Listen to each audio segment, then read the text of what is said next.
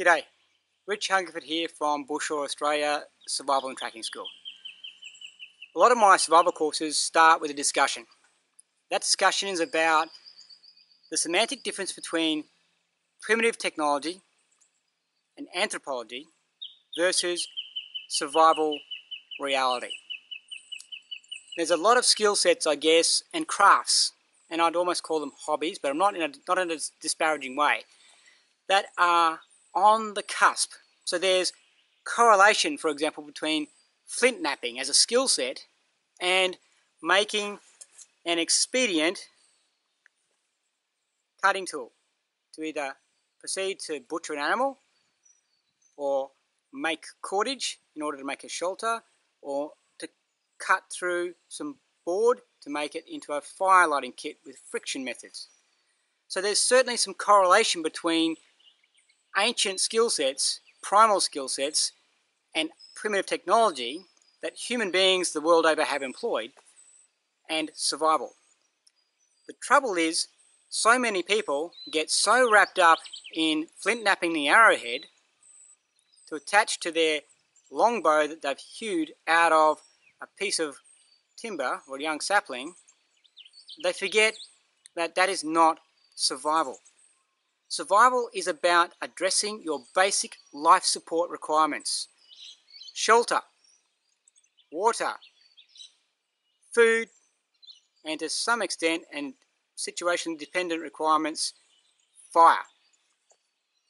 There are other aspects of survival, clearly. However, the three things we cannot live without as a human being are shelter, because we are just not built to be subjected to extremes of hot or cold in the natural environment. That's why we modify the environment to produce items that protect us in that way.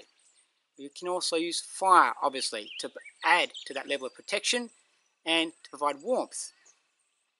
Water, in nearly any environment you can imagine, is obviously a high priority as well. And usually it's shelter and water. In most of my experience, both tangibly and in teaching, I've always had to deal with those two things as the upper priorities first and foremost, before getting into things like food. We have time with food, but we cannot live without it indefinitely. So those things are survival. Now the crossover is this: in some areas, primitive technology and knowledge of it, or proficiency with it, can assist us to achieve some of those survival priorities. But a lot of the time people fail to understand the wider picture of where it all fits in. For example, if I do not know how to boil water to make it safe from pathogens that would otherwise compromise my immune system, but I can make a fire and can make a shelter, but I don't have any way of doing that. So traditionally we may have used something like rock boiling to boil water. We may have had some coarse filtration processes to use with natural vegetation, sediment filters and of that nature, but again they require a container. So a container is one of those things that is very, very difficult to construct from natural materials. Not impossible. There are plenty of natural containers in ecosystems the world over.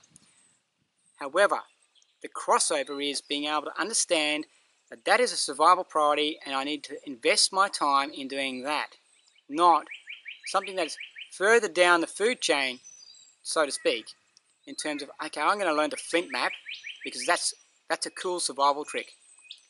Flint knapping's got next to nothing to do with survival. I can make a cutting tool just by bashing that rock together. So when you're thinking about what's a primitive technology, what's a primitive skill, keep it in the context of its anthropological roots, and make sure you don't cross over the line and convince yourself that you're a survival expert when you're actually an anthropologist. And that, to me, is a clear line you must never cross. Drag information across into the survival space by all means, but be very, very careful not to convince yourself